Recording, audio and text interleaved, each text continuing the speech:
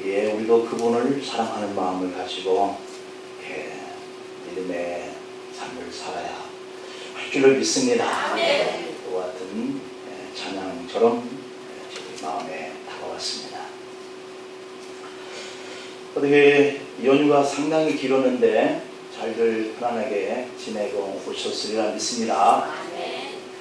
우리가 그리워하던 어머니라고 하는 그런 단어도 가서 한번 불러봤고, 아버지가 살아계시는 분들은 또 여러분들이 될 수도 있지만 또 그 외아버지가 계시는 분들도 계실 거예요.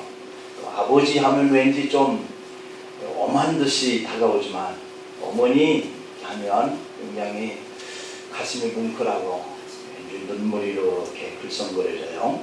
왜 그런지 모르겠어요.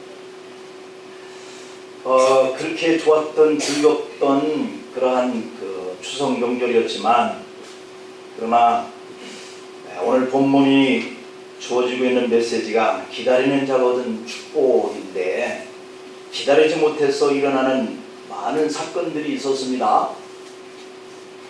아내가 병든 80이 넘으신 할아버지, 자기 아내와 더불어서 병 간호를 하시다가 지쳤는지 함께 동반 세상을 떠나게 되어지는 안타까운 소식도 있었고, 또 왜 남자 동생에게만 재산을 물려주느냐, 그래서 시집 갔던 딸이 휘발유와 기름을 가지고 와서 불을 댕겨서 집을 온통 태우는 이런 일들도 있었고, 또 음식을 만들으라고 애쓰는 며느리에게 이렇게 해라 저렇게 해라 하는 것들이 듣기 싫어서 들고 있는 칼로 시어머니 얼굴을 긁거나 말리는 남편을 찌르는 이런 일들도 일어났어요. 왜 우리가 이렇게 기다릴 줄 모르고 참을 줄을 모를까 하는 이런 현상들이 우리가 살고 있는 이런 가정 안에서, 또 이렇게 즐겁게 행복하게 기쁨으로 보내야 할 명절에 그런 일들이 일어나는 것을 우리가 보면서, 우리들이 인내하고 참는 자에게 얼마나 큰 축복이 오는 것일까 하는 것을 아마 여러분들이 절감을 하고 왔어요. 여러분들이 힘들고 어려운 그러한 환경이 있었을 터인데 잘 참아내고 잘 인내했기 때문에 여기 계신 줄 믿습니다. 이게 그냥 보통 있는 일이지만 이런 사건들이 일어나는 그들의 환경에 비춰보면 이게 참 축복을 받은 거예요. 이게 얼마나 행복한 일이에요. 나도 마음속에서 일어나는 분노를 참지 못해서 칼을 들었다고 한다면, 나도 같은 형제인데 왜 나한테는 재산을 안 주고 왜 다른 형제에게 다른 남자 동생이라고 남자라고 주냐, 이거야. 얼마나 분통 터질 일이에요. 여자분들이시요. 기름통 가지고 뿌리고 불 내면 똑같이 드는 거예요. 불행해지잖아요. 음식 만드는데 시어머님들 잔소리하지 말고 그냥 하는 대로 해요. 해주시는 대로 드셔요. 우리 교회에서도 짜다 뭐하다 말씀하지 마세요. 그냥 감사하게 드셔요. 맛있게, 고맙게. 그래야지 마음속에서 만든 분들이 분통이 안 터집니다. 화가 치밀어 올라서 그냥 이 음식 만든 거 다 쏟아버리고 싶은 마음이 일어나서 쏟아버리고 가면 어떻게 해요? 이게 다 우리 마음속에서 상대적으로 일어나는 그러한 감정이에요. 근데 이 감정들을 우리가 추스리지 못하면 결국은 이렇게 불행한 일을 자초하는데, 오늘 본문은 오랫동안 주님을 기다리는 한 사람이 등장합니다. 그 이름은 누구죠? 안나. 안나. 딸 안나. 딸을 안나 이렇게 연결시켜서 읽으면 딸 안나예요. 그죠? 바누엘의 딸 안나 이렇게 띄어서 읽어야 안나가 바누엘의 딸이구나 이런 생각을 가질 수 있는데, 요즘에는 딸을 많이 낳아야 행복한 가정이 될 수 있습니다.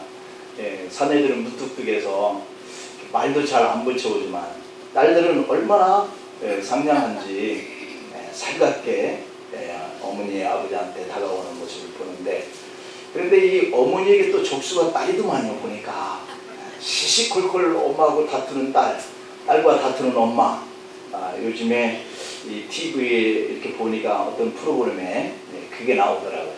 이게 왜 그렇게 하는지 후회가 드는데, 그런데 이 딸들이 그 엄마의 잔소리를 어렸을 때는 이렇게 잘 이렇게 누르고 이렇게 살다가 이제 자기도 엄마 정도 들 나이가 되니까 부딪히는 거예요. 그 참아왔던 것들을 폭발시키는 거예요. 그래서 참지 못하는 이런 일들로 인해서 일들이 벌어지긴 하지만, 그래도 딸이 이 가정 안에 굉장히 분위기 메이커 역할을 하는 것만은 사실인 것 같습니다. 자, 오늘 이 본문 내용을 보면 안나라고 하는 이 분에게 몇 가지의 특성을 찾아볼 수가 있는데요. 그 특성을 찾아보면서 우리에게 주는 교훈의 메시지를 한번 살펴보려고 합니다.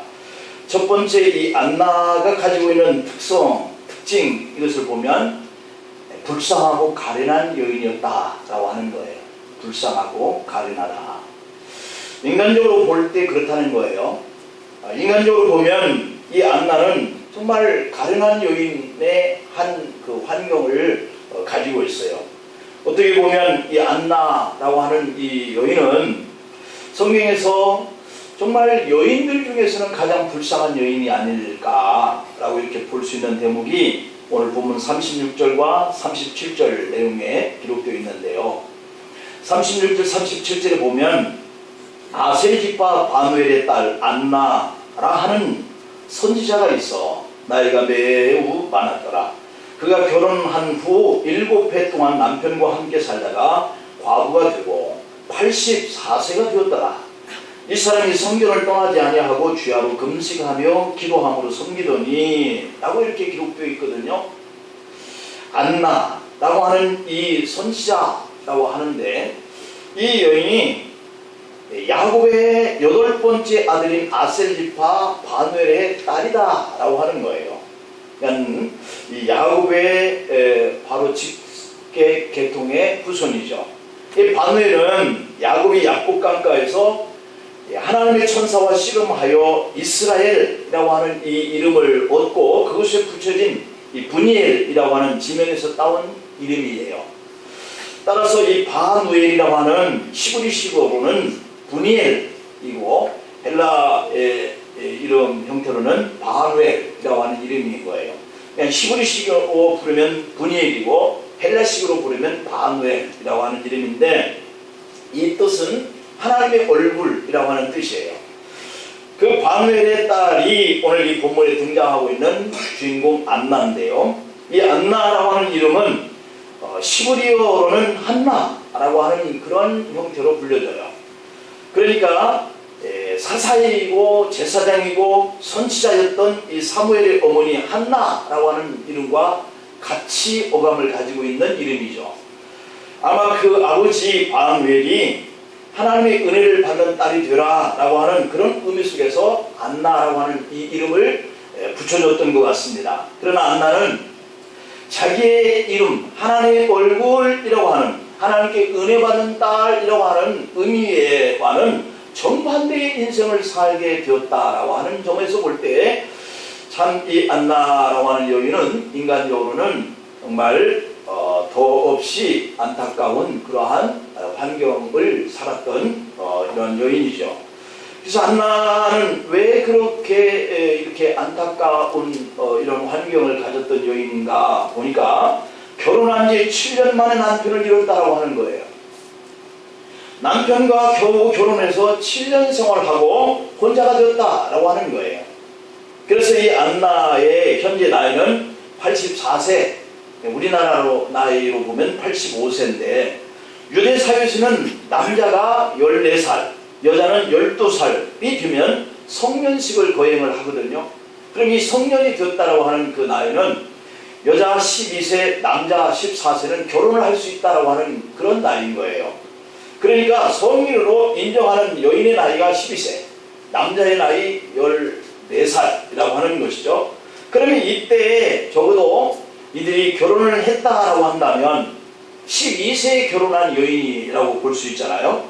만약 안나가 이 성인의 나이인 12살 때에 결혼을 하였다고 한다면 남편과 7년을 산 거예요. 그러면 그의 나이에 19살 된 어린 나이에 남편을 잃고 과부로서 85세, 84세까지 살았다는 것이죠. 그래서 현재의 나이로 84세라고 성경에 기록되어 있는데요.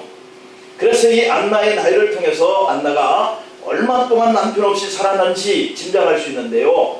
성인 나이인 12세에 결혼을 했다면 결혼 7년간 살았으니까 현재 나이에서 84세의 나이에서 7년 그리고 12년 이것을 빼면 이 여인이 홀로 산 남편 없이 홀로 산 그 연수가 65년이라고 하는 긴 시간을 홀로 과부로 살았다라고 하는 겁니다. 어떤 분이 어렸을 때 부모님을 따라서 호주에 이민 가서 카페 클리닝 회사를 설립을 해서 열심히 일을 했는데요. 그렇게 이렇게 잘 되었어요. 그래서 짬짬이 시간을 내서 1년에 한 차례씩 교회 카펫을 무료로 청소하는 것까지도 봉사하면서 열심히 자기를 했습니다. 그리고 결혼하고 딸도 낳고 취미로 악기도 연습하면서 이렇게 살았는데 그러던 어느 날 식당에서 밥을 드시다가 쓰러졌는데 그만 깨어나지 못하고 세상을 떠난 거예요. 그때 나이가 그분의 35세도 안 되었고 그의 아내 나이 33살 정도였다라고 하는 겁니다. 남편의 장례식 때 그 아내가 얼마나 서럽게 우는지 보는 이들의 가슴이 아파서 볼 수가 없을 정도였다는 거예요. 그의 아내가 울면서 당신이 먼저 가면 나는 어떻게 살아? 내 딸은 아직 어린데 어떡하라? 당신 먼저 보낼 수 없어. 나도 따라가. 나도 따라 같이 가고 싶어. 그렇게 서럽게 우는 여인의 모습을 참석했던 분들이 보면서 같이 울게 되었다는 겁니다. 그 후에 남편을 보낸 아내는 처음 남편을 잃었을 때에 33살이었으니까 그때의 이 젊은 세력이 홀로 그 충격을 이기고 점차 안정을 찾으면서 지금은 호주 정부에서 주는 과부 수당과 아이의 양육 수당을 받으면서 잘 살아가고 있다고 하는 겁니다. 비록 젊었을 때 남편을 잃고 과부가 되어서 어려움을 겪었지만 지금은 안정되어서 신앙생활을 잘하고 국가에서 지원해주는 그러한 복지 비용을 통해서 열심히 살고 있다고 하는 거예요. 여러분, 성경 속에서 이스라엘이 참된 과부는 어떠한 조건을 갖춰야 하냐면 아들이 없고 남편을 잃었던 여인이 형제들이 없고 그리고 자식들이 없어야 되고 그리고 디모데전서 5장의 3절로 16절 사이 보면 나이가 60이 덜 되지 아니하고 그러니까 60이 되어야만 과부로 인정을 했고 자녀가 손자가 없어야만 되었고 또 경제적으로 정말 빈곤해서 다른 사람들이 도와주지 아니하면 안 될 그런 형편을 가진 사람만이 과부다라고 인정을 받은 거예요. 그래서 이스라엘 사람들은 이 제도를 보면 아들이 없으면 남편의 형제와 수수혼을 맺을 수 있었어요. 그래서 자식이 없으니까 그 남편의 형제들과의 관계를 통해서 자녀를 얻을 수 있는 이러한 법이 있었던 것이죠. 그래서 또 그가 지참금을 많이 가질 수 있는 그런 경제적 여건이 되면 재혼도 가능한 것이 이스라엘의 결혼법이었었어요. 그러니까 참된 과부가 된다라고 하는 것은 상당히 어려운 조건인 거예요. 아무런 형제도 없고 그리고 자녀도 없고 그리고 경제적인 여건도 없고 그렇게 해야만 그들이 과부 안에 이렇게 인정이 되면서 도움을 받게 되었던 이러한 성경적인 내용을 보면 이 안나라고 하는 여인이 바로 그러한 참 과부인 거예요. 나이도 많이 들었고 의지할 것이 아무것도 없고 재산도 없고 그래서 그는 늘 성전에 살면서 금식하고 기도하는 이러한 생활을 할 수밖에 없는 이러한 여인이었다라고 이렇게 보여주는 것이죠. 그래서 옛날에는 남편을 잃고 혼자가 되면 남편의 유산을 한 푼도 받을 수가 없었잖아요. 남편이 아무리 많은 재산을 남겨놓고 세상을 떠났다 할지라도 과부에게 자식이 없고 시아버지가 없으면 남편의 재산을 소유할 권리를 갖지 못했다. 그래서 오갈 데가 없는 그런 신세가 되었다라고 하는 것이 우리 선조들이 살고 있었던 삶의 환경이었어요. 심하면 권리를 지켜줄 남편이 없는 그 여인에게는 빚쟁이가 재산을 다 빼앗아가나 억울한 사정이 생겨도 속수무책으로 당할 수밖에 없었던 그런 환경에서 우리가 오늘날까지 이렇게 내려오고 있는 것이죠. 그래서 구약시대나 예수님 당시에 이렇게 과부가 되는 것은 요즘과 달리 사형 선고를 받는 것과 같은 입장이 된 거예요. 오늘 본문에 등장하는 이 안나는 남편과 겨우 7년밖에 살지 못한 채 남편을 잃고 60여 년 동안 어렵게 홀로 되어 살아온 이러한 여인이죠. 이런 여인을 인간적으로 볼 때 매우 불쌍하고 가련한 여인이다 라고 볼 수 있는 것이죠. 이러한 것이 이 안나가 가지고 있는 특징 중에 하나고, 두 번째 안나의 특징은 그럼에도 불구하고 주님을 사모한 여인이었다라고 하는 특징이 있어요. 안나가 결혼하고 7년 동안 남편과 함께 살았는데 아이를 갖지 못한 거예요. 그럴 것이지 14살 남편, 12살 아내가 결혼을 해서 이게 아이가 생기기가 쉽지 않는 것이죠. 요즘에야 이렇게 우리들이 많이 성숙해서 나이가 이제 10대인데도 어른처럼 보여지는 이런 때와는 이때의 이 연배는 사실 많이 비교가 있어요. 그래서 아이를 갖지 못했다라고 하는 것이 일리가 있다라고 보여져요. 성경에 보면 안나의 자녀에 대해서는 전혀 언급이 없고요. 그러나 이 안나는 성전을 떠나지 않은 채 84세까지 60여 년 동안 그렇게 홀로 지냈다. 오늘 37절 하반절에 보니까 이 사람이 성전을 떠나지 아니하고 주야로 금식하며 기도함으로 섬기더니 라고 그랬어요. 다 그런 것은 하지만 보통 슬픈 일을 당하면 좌절하고 넘어지기 쉬워요. 아까 제가 서론적인 앞에서 얘기한 이 중추 절기에 우리 가정 안에서 일어났던 일들 세 가지를 제가 말씀을 드렸지만, 이렇게 좌절감이 오면 그 감정을 인내하지 못하고 절제하지 못하면 이런 일들이 벌어지게 되거든요. 그러면 이 여인도 60여 년 동안을 홀로 살아가는 그 중간 속에 이러고 싶어 하는 그런 감정이 한 번도 일어나지 않았다고 보기 어렵잖아요. 그렇기 때문에 가서 금식하고 기도로 자기의 그러한 그 낙담되고 좌절된 이런 환경을 아마 주님 의지하고 이렇게 소망을 가지고 살아온 여인이 아닌가 이렇게 생각하기 이르러요. 그래서 이렇게 좌절하고 넘어지기 쉬운데 남편 없이 60여 년 홀로 지낸 그런 환경이었는데 오히려 84세 될 때까지 예수님만을 기다리면서 기도하는 삶을 살았던 여인의 모습을 우리에게 보여주고 있어요. 안나가 이렇게 오랫동안 성전에서 기도할 수 있었던 그 이유가 무엇이었을까? 굳이 우리가 한번 생각을 해봅니다. 도대체 무엇이 그녀의 그 외로움과 그리고 그 경제적인 어려움의 환경 속에서도 싸우면서 오랫동안 주님만을 사모하고 기다리고 있었을까? 라고 하는 부분이에요. 이것을 우리가 몇 가지 한번 생각해 보면, 첫째는 그 안나의 금식과 기도하는 그 믿음을 보면 하나님께서 선포하신 이 약속의 말씀을 믿었기 때문이 아닌가 이런 생각을 가져봅니다. 그런 거로 우리가 여기서 도전을 하는 것은, 여러분 우리가 살면서 어찌 한번 경제적인 어려움이 없겠어요? 어떻게 한번 좌절과 낙담되어질 그 환경 앞에 우리가 직면하지 않을 때가 있겠어요? 좌절할 수 있고 경제적인 큰 어려움 있을 수 있고, 그래서 뭔가 한번 다 큰 일을 한번 버려버리고 싶은 그런 감정이 있을 수 있는 일이 오겠지만, 우리가 하나님의 약속을 믿는 믿음의 사람이다 라고 하는 관점 속에서 주님의 약속을 붙들자 라고 하는 이런 것을 여러분들에게 권해봅니다. 하나님은 선악과를 따먹고 범죄한 아담에게 그리스도께서 여인의 후손으로 오셔서 뱀의 후손인 마귀를 이기실 것이다 이렇게 말씀하셨어요. 그 후에 많은 선지자를 통해서 메시아의 그 약속, 예수님의 그 탄생을 선포했어요. 그 대표적인 몇 가지를 말씀드려보면, 740여 년 전 이사야 선지자를 통해서 메시아가 천의 몸으로 올 것이다 이런 예언을 하게 하셨고, 700여 년 전 미가 선지자를 통해서 유대 베들레헴에서 예수께서 탄생할 것이다 이렇게 예언을 했어요. 구약에 보면 예수님에 대한 예언이 무려 한 450번 정도가 나오고 있다고 그럽니다.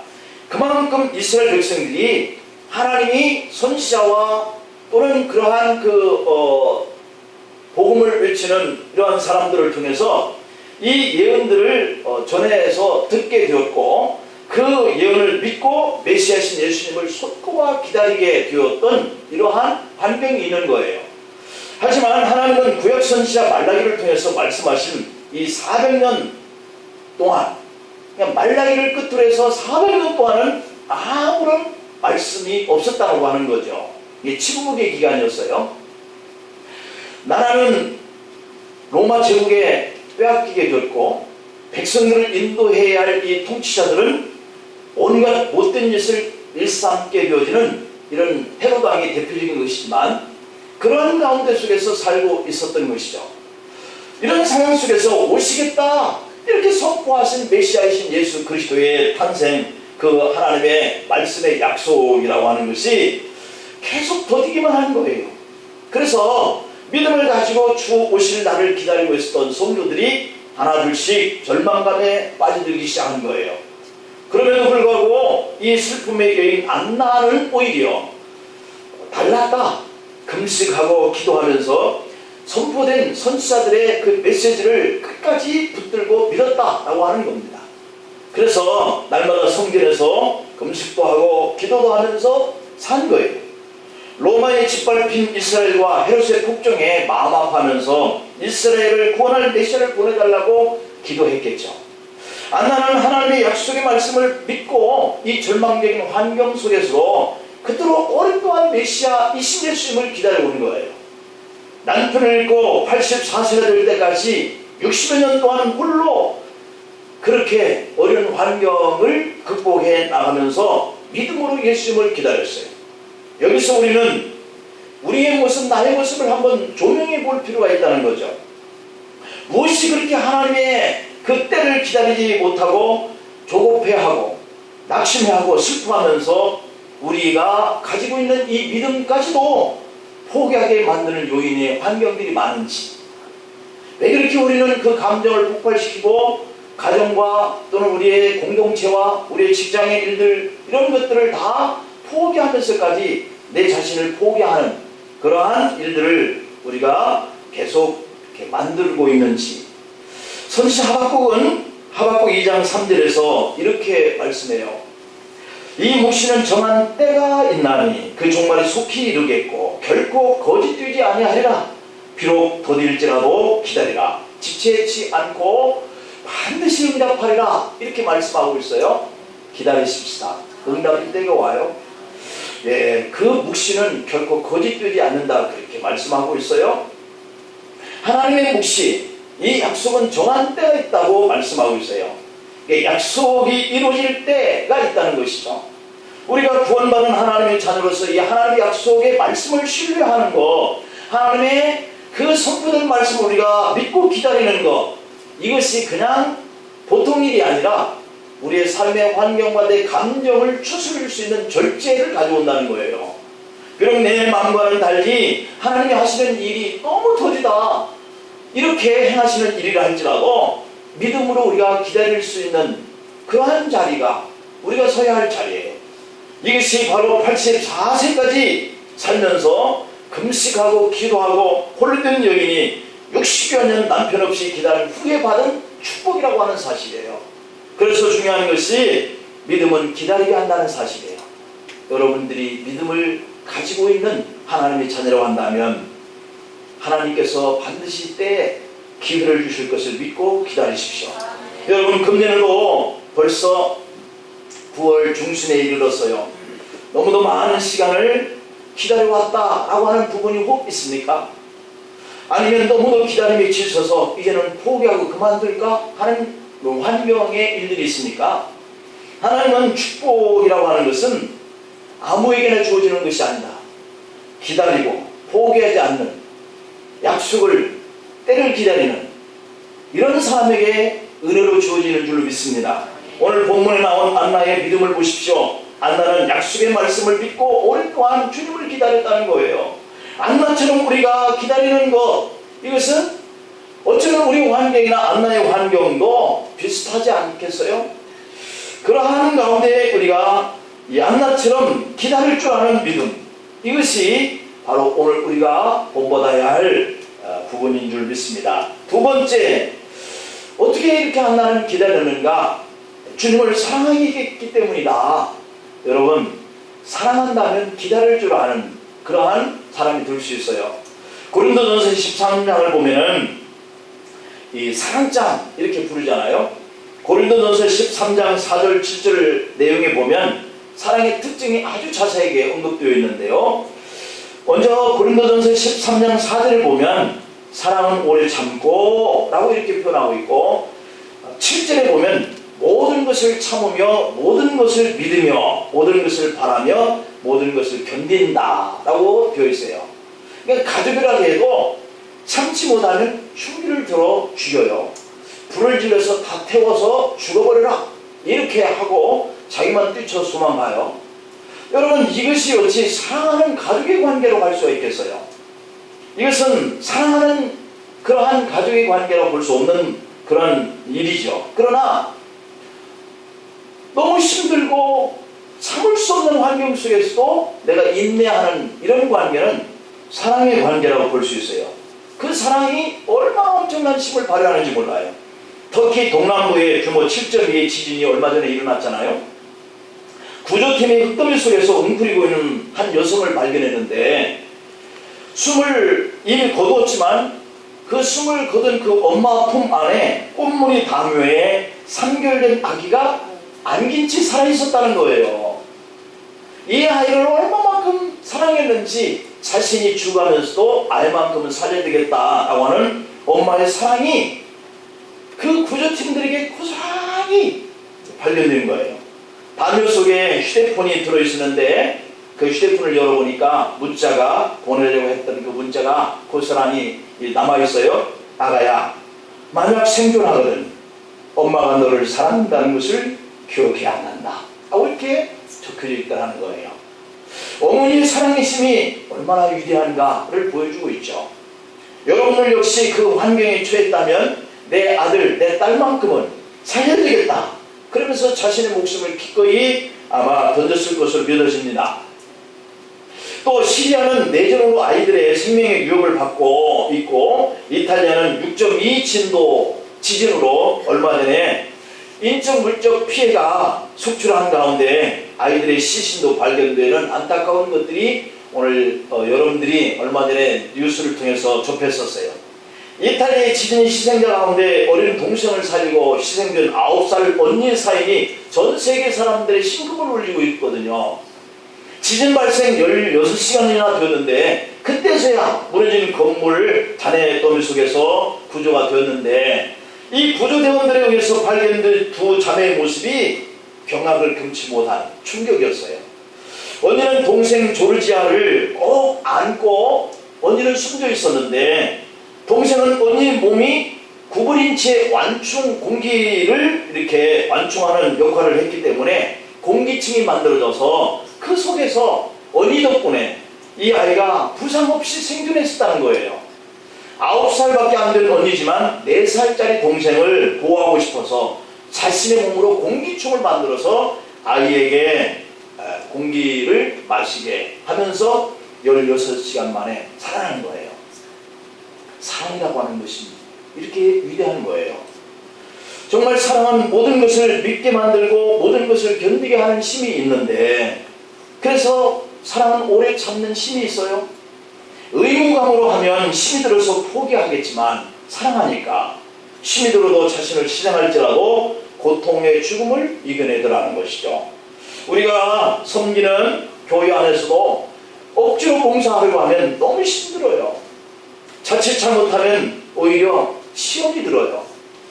하지만 교회를 사랑하고 주님을 사랑하면 아무리 내가 힘든 봉사를 해도 그것이 힘든 줄 모르고 기쁨으로 봉사하게 될 줄로 믿습니다.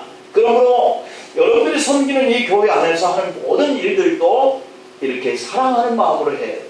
그렇지 않아. 그것이 다른 사람을 위해서가 아니라 자기 자신을 위해서 내가 기쁨으로 할 수 있기 때문에, 감당할 수 있기 때문에. 야곱의 인생을 보면 사랑의 힘을 잘 알 수 있습니다.